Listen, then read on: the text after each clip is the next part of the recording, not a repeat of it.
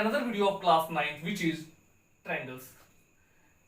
In the last lecture, we have covered the congruency rule, that was angle side angle. Here in this lecture, we will verify another congruency rule, that is angle angle side. These all theorems are very important. So those who have not watched my previous lectures, there will be links in the description. Just go and watch all my previous lecture and clarify your all doubts related to triangles. Is it clear? So without taking any moments, let's start.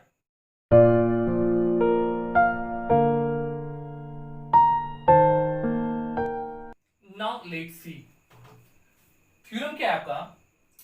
AAS angle angle side. Two triangles are said to be congruent triangles if any two angles and the non-included side of one triangle are equal to the corresponding angles and the side of another triangle. Theorem क्या कह रहा है कि दो triangle है, उस triangle में कोई दो एंगल्स और नॉन इंक्लूडेड साइड, यानी एंगल्स के बीच में जो इंक्लूडेड साइड है उसको छोड़कर कोई भी नॉन इंक्लूडेड साइड दूसरे ट्रायंगल के उसी करस्पॉन्डिंग दो एंगल्स और नॉन इंक्लूडेड साइड के इक्वल हो तो दोनों ट्रायंगल आपस में कॉन्ग्रुएंट होते हैं. बात आ रही समझ में? मैंने क्या बोला कि two triangles are said to be congruent triangles if any two angles and non-included side of one triangle are equal to the corresponding angles and non-included side of another triangle, then both triangles are congruent. Is it clear? तो इसी को verify करना है, तो आइए इसको verify करके check करते हैं. तो सबसे पहले जो आपका थ्योरम है, थ्योरम के अकॉर्डिंग हम डायग्राम बनाते हैं. तो हमें लेना क्या है? दो ट्रायंगल. हमने क्या कर लिया? दो ट्रायंगल, एक ट्रायंगल ए बी सी ले लिया, दूसरा ट्रायंगल डी ई एफ ले लिया हमने. Is it clear? कोई दो एंगल, सपोज ये वाला एंगल इसके इक्वल है और ये वाला एंगल इसके इक्वल है और ये साइड आपस में इक्वल है, यानी ये नॉन इंक्लूडेड साइड है. यानी एंगल्स के बीच में अगर ये साइड और ये साइड इक्वल होता तो इंक्लूडेड साइड होता, लेकिन नॉन इंक्लूडेड साइड है एसी और डीएफ. ठीक है, तो जब एसी और डीएफ नॉन इंक्लूडेड साइड है तो इसी को यहाँ पे बोल रहा है. हमें वेरीफाई करना है कि दोनों ट्रायंगल आपस में क्या है? कॉन्ग्रुएंट है. तो सबसे पहला प्रोसीजर क्या होगा हमारा? गिवन का हम लिखेंगे. सबसे पहले गिवन लिखेंगे क्या? In triangle ABC and triangle DEF. Triangle ABC और ट्रायंगल डीईएफ में हम क्या देखते हैं? Angle B is equal to angle E, angle C is equal to angle F and AC is equal to DF. ठीक है, एंगल बी एंगल ई की equal, angle C angle F की equal और एसी जो है किसकी इक्वल है? डीएफ की इक्वल है. Is it very clear? अब हमारा नेक्स्ट स्टेप क्या होगा? To prove. प्रूव क्या करना है? ट्रायंगल एबीसी जो है वह कॉन्ग्रुएंट है ट्रायंगल डीईएफ के. कोई दिक्कत? तो अब नेक्स्ट स्टेप में आता है फिर प्रूफ करने में आते हैं. आपको मैंने बताया था लाइन्स एंड एंगल्स वाले लेक्चर में कि ट्रायंगल्स के तीनों एंगल्स का सम कितना होता है? 180 होता है. अगर किसी दो ट्रायंगल्स के दो करस्पॉन्डिंग एंगल्स आपस में इक्वल है तो तीसरा ऑटोमेटिक इक्वल हो जाता है. कैसे? पहले देखिए यहाँ पे एक मैं रफली आपको थोड़ा सा आइडिया दे रहा हूं कि कैसे इक्वल होता है. सपोज ट्रायंगल एबीसी और ट्रायंगल डीईएफ में angle A plus angle B plus angle C is equal to कितना होगा? 180 होगा. और उसके बाद से आपके पास यहाँ पे ट्रायंगल डीईएफ में triangle angle D plus angle E plus angle F is equal to 180 होगा ना. तो जब आप देख पा रहे होंगे कि जब ये पूरा 180 की इक्वल, ये पूरा 180 की इक्वल, तो ये पार्ट आपस में इक्वल हो जाएंगे. तो हम लिख सकते हैं angle A plus angle B plus angle C is equal to angle D plus angle E plus angle F. अब क्वेश्चन क्या है कि अगर एंगल बी और एंगल ई इक्वल है तो बी और ई कैंसिल हो जाएगा. Angle C angle F equal है, सी एंड एफ कैंसिल हो जाएगा.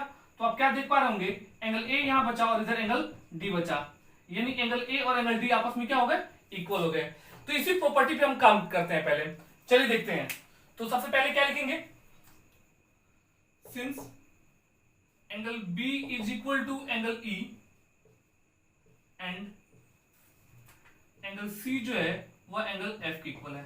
ठीक है, तो जब एंगल बी जो है एंगल ई की इक्वल और एंगल सी एंगल एफ की इक्वल हो जाएगा तो देखिए तो इस बी और सी को ऐड करेंगे तो ई और एफ की इक्वल हो जाएगा. यानी so angle B plus angle C is equal to angle E plus angle F. ठीक है, तो आपको पता है ना कि किसी दो एंगल्स का सम दिया गया हो तो 180 में से थर्ड एंगल को माइनस कर देंगे तो दो एंगल का सम निकल जाएगा। फिर मैं आपको स्केचिंग करके बता रहा हूं, ध्यान से समझिएगा। ट्रायंगल कितने कितने डिग्री का होता है? 180 का होता है। सपोज आपके पास ये 60 डिग्री का है, ये 70 डिग्री का है, ठीक है, और ये 50 डिग्री का है। तो हमें ये चीज नहीं पता है। अगर मान लेते हैं हमको ये चीज नहीं पता है तो हम ये एंगल कैसे निकालते? 180 में से इस दोनों को ऐड करके माइनस करते तो ये वाला एंगल निकलता, तो ये कितना आता? 50 डिग्री आता। क्लियर? लेकिन अगर हमें हमारे पास ये दिया रहता तो हम ये निकालते कैसे? 180 माइनस एंगल, सपोज इसका नेमिंग कर दें ए बी सी, तो angle B plus angle C करते ना, तब जाकर हमें ये निकलता। तो अगर दो एंगल का सम है और थर्ड एंगल निकालना है तो 180 में से अगर 180 में से हमने दोनों एंगल्स का सम माइनस किया तो थर्ड एंगल निकला। ठीक है, लेकिन अगर हमें दोनों एंगल्स का सम लाना है तो क्या कर सकते हैं? अगर हमारे पास थर्ड एंगल भी दिया रहता तो क्या करते हैं हम? अगर हमें इस angle B plus angle C लाना है तो अगर एंगल ए इसमें से माइनस कर दें, 180 में से अगर एंगल ए माइनस कर देंगे तो हमारे पास क्या angle B plus angle C मिल जाएगा। क्योंकि अगर यहां देखेंगे कितना होता है 60 70 130 हो जाएगा। अगर 180 में से 50 माइनस कर देंगे तो क्या आएगा? 130 आएगा, यानी दो एंगल्स का सम आ गया। तो वही प्रॉपर्टी यहाँ पे वर्क करेगा कि इसको हम कैसे सिंप्लीफाई कर पाएंगे। तो देखिएगा angle B plus angle C is equal to angle E plus angle F आ रहा है, तो हम क्या कर सकते हैं यहाँ पे 180 माइनस अगर एंगल ए कर दें तो ये इधर हो जाएगा 180 माइनस एंगल डी। कोई doubt? 180 180 cancel, minus minus cancel हो जाएगा। इसको लिख सकते हैं angle A is equal to angle D. अब आप क्या देख पा रहे होंगे कि ये एंगल इसके इक्वल था, ये वाला एंगल इसके इक्वल था, अब ये वाला एंगल भी इसके इक्वल आ गया। Is it very clear? तो जब ये एंगल्स आपस में इक्वल हो गए तब क्या लिख सकते हैं हम? Now in triangle ABC and triangle DF. अब दोनों ट्रायंगल में आप देखेंगे क्या आप देख पाएंगे? अब यहां पे क्या क्राइटेरिया लागू हो सकता है? एंगल ए जो आ गया आपका, एंगल ए आ गया आपका एंगल डी के इक्वल, हमने इसको प्रूव किया। ठीक है, आपके पास एसी डीएफ के इक्वल ऑलरेडी दिया हुआ है। AC is equal to DF क्या है? गिवन है। और and the last angle C angle F के इक्वल है, ये भी आपके पास ऑलरेडी मौजूद है। Angle C is equal to angle F, ये भी आपके पास गिवन है। तो आप क्या देख पा रहे होंगे यहाँ पे कि triangle ABC, therefore triangle ABC जो है वो कॉन्ग्रुएंट हो जा रहा है ट्रायंगल डीईएफ की कौन सी प्रॉपर्टी से? Angle side angle, angle side angle property से। और यही हमें क्या करना था? प्रूफ करना था। आपको इसको लिखने की जरूरत नहीं है, बस आपको इसको समझने की कोशिश करना है। मैं यहाँ पे समझाने के लिए आपको बताया। तो आपने क्या देखा यहाँ पे कि एंगल एंगल साइड थ्योरम को वेरीफाई हमने किसके हेल्प से किया? एंगल साइड एंगल प्रॉपर्टी से। यानी हर एक प्रॉपर्टी का यूज करके, हर एक कॉन्ग्रुएंसी क्राइटेरिया को यूज करके दूसरे थ्योरम को हम क्या कर पा रहे हैं? वेरीफाई कर पा रहे हैं। अब आइए एक और थ्योरम देखते हैं जो इसी क्राइटेरिया एंगल एंगल साइड पे बेस्ड है। So let's see that theorem. Now let's see another theorem. Theorem क्या है? If two angles of a triangle are equal then sides opposite to them are also equal. अगर किसी triangle में दो angles equal हैं तो उन दोनों एंगल्स के ऑपोजिट वाले जो साइड्स होंगे आपस में इक्वल होंगे। क्या मैंने बोला कि अगर आपके पास एक ट्रायंगल है, let's see this is a triangle, इसका मैंने नेमिंग कर दिया, this is ABC, ABC triangle. अब सपोज अगर एंगल बी और एंगल सी की इक्वल है तो इसका अपोजिट वाला साइड ये एसी हुआ और इसका अपोजिट वाला साइड ये एबी हुआ। यानी एंगल बी का अपोजिट वाला साइड आपको एसी मिला और एंगल सी का अपोजिट वाला आपको एबी मिला। ये दोनों साइड आपस में इक्वल होंगे। इसी चीज को वेरीफाई करना है। तो देखेंगे कैसे ये वेरीफाई होगा। कुछ थ्योरम्स में आपको कंस्ट्रक्शन करने की जरूरत पड़ेगी तो हम कंस्ट्रक्शन करेंगे। ठीक है, तो आप देखेंगे ये ट्रायंगल एबीसी है और इसमें एंगल बी और एंगल सी आपस में इक्वल है। तो पहला स्टेप हमारा जो होगा वो लिखेंगे हम क्या? गिवन। क्या लिखेंगे? In triangle ABC angle B is equal to angle C. ठीक है, इसके अलावा कुछ नहीं दिया है। प्रूफ क्या करना है? To prove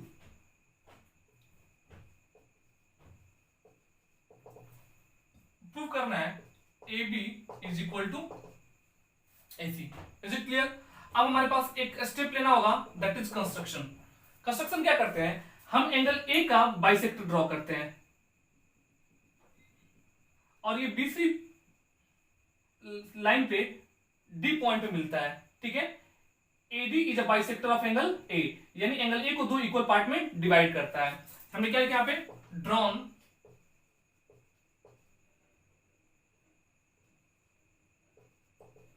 AD as the bisector of angle A। हमने AD को एंगल A का बाइसेक्टर ड्रॉ किया, ठीक है। अब आते हैं प्रूफ पे। प्रूफ पे आते हैं, क्या मिलता है हमें, हम देखते हैं यहाँ पे दो ट्रायंगल का फॉर्मेशन, एक ट्रायंगल ADB बन रहा है, एक ट्रायंगल ADC बन रहा है, और ABC तो ऑलरेडी ट्रायंगल था ही। तो अब आते हैं इन ट्रायंगल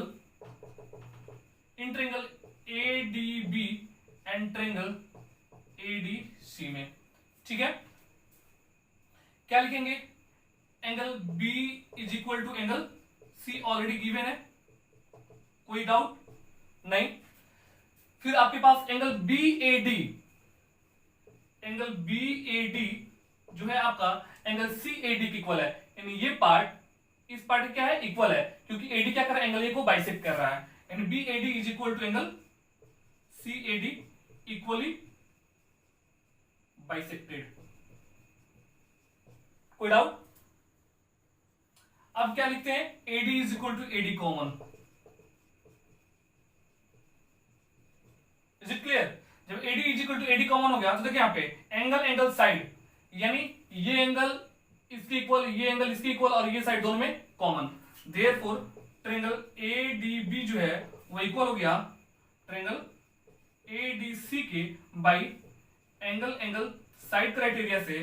तो जब दो ट्रायंगल कोई आपस में इक्वल होते हैं तो उसे करस्पॉन्डिंग पार्ट्स आपस में क्या हो जाते हैं, इक्वल हो जाते हैं। तो AB क्या हो जाएगा, AC की इक्वल हो जाएगा। Therefore AB is equal to AC by CPCT, corresponding part of congruent triangle, ठीक है। AB किसकी इक्वल मिल गया, AC की इक्वल मिल गया। जब AB AC की इक्वल मिल गया तो यहां पे देखेंगे और क्या क्या इक्वल हो सकता है, इसमें तो और बस इतना ही वेरीफाई कर रहा था। तो आप देख पाएंगे BD जो है DC की इक्वल आ रहा है, ठीक है। तो BD DC की इक्वल आ रहा है, इसका मतलब AD क्या कर रहा है, बाइसेक्टर का काम कर रहा है। AD बाइसेक्टर का काम कर रहा है तो AD मीडियन का भी काम करेगा, क्योंकि हमने मीडियन का ऑलरेडी डेफिनेशन पढ़ा था कि कोई ऐसा लाइन सेगमेंट जो किसी साइड के ऑपोजिट वर्टेक्स से उस पर ड्रॉ किया जाए और उस साइड को दो इक्वल पार्ट में डिवाइड कर दे तो वो मीडियन का काम करता है। तो AD मीडियन हो गया, ये BD DC आपस में इक्वल हो जाएंगे। तो और भी बहुत सारी चीज इस पे वेरीफाई हो जाएंगे, लेकिन हमें सिर्फ वेरीफाई करना था इतना ही, और यही हमारा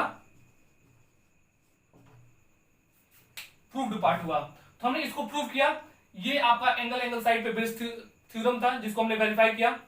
तो इस लेक्चर में बस इतना ही। जिन्होंने मेरा प्रीवियस लेक्चर्स नहीं देखा है तो डिस्क्रिप्शन में जाए, वहां पे आपको प्रीवियस लेक्चर के सारे लिंक मिल जाएंगे। आप वहां पे जाकर ट्रायंगल्स के जो भी कॉन्सेप्ट्स हैं और लेक्चर्स हैं आप वहां से देख सकते हैं और अपना डाउट क्लियर कर सकते हैं। अगर आपको कोई भी डाउट हो इससे रिलेटेड या इससे प्रीवियस लेक्चर से रिलेटेड तो आप कमेंट्स करके जरूर पूछें। और जो भी मैंने यहाँ पे थ्योरम्स आपको बताया है, समझाया है, कृपया इसे नोट डाउन करें। और जो भी डाउट्स हो again just do comments, I will definitely reply. तब तक के लिए stay home, stay safe and take care of yourself. Good bye.